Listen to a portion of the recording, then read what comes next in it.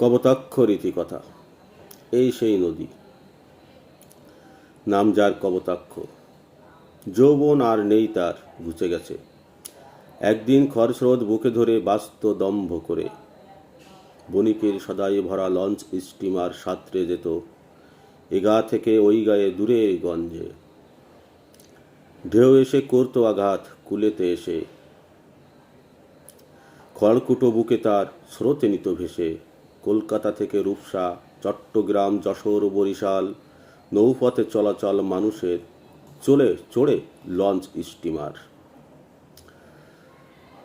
নোঙর করিতেন মাঝি, পথে মধ্যে এসে কবতাক্ষ তীর ঘেঁষে রাড়ুলির স্টিমার ঘাটে।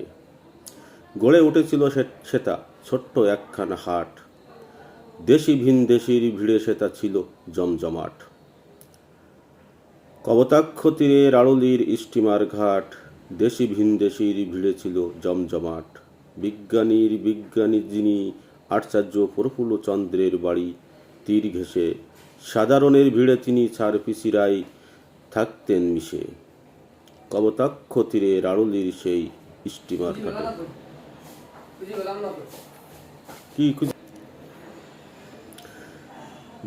বিজ্ঞানী যিনি আচার্য প্রফুল্লচন্দ্রের বাড়ি তীর ঘেঁষে, সাধারণের ভিড়ে তিনি ছাড় পিছিরাই থাকতেন মিশে। কবতাক্ষ তীরে রাড়ুলির সেই স্টিমার ঘাটে খরস্রোত কবতাক্ষর উঁচু মাথা ছিল নাম ডাকে। মধুকবি লিখেছিলেন তাই কবতাক্ষ নগর ভারসায় বসে, বিলেত যেতেন লোকে কবতাক্ষে আসতেন বিলেত ভেসে।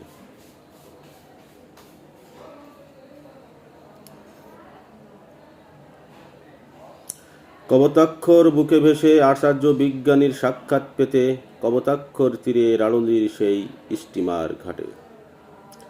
দম্ভ তার গেছে ঘুচে, বুকে পলি জমে, কবতাক্ষর লাগি আজ দুঃখ জাগে মনে। ভাসে না বুকে তার আর লঞ্চ স্টিমার, মাঝপথে করেন না মাঝি নোঙর আর।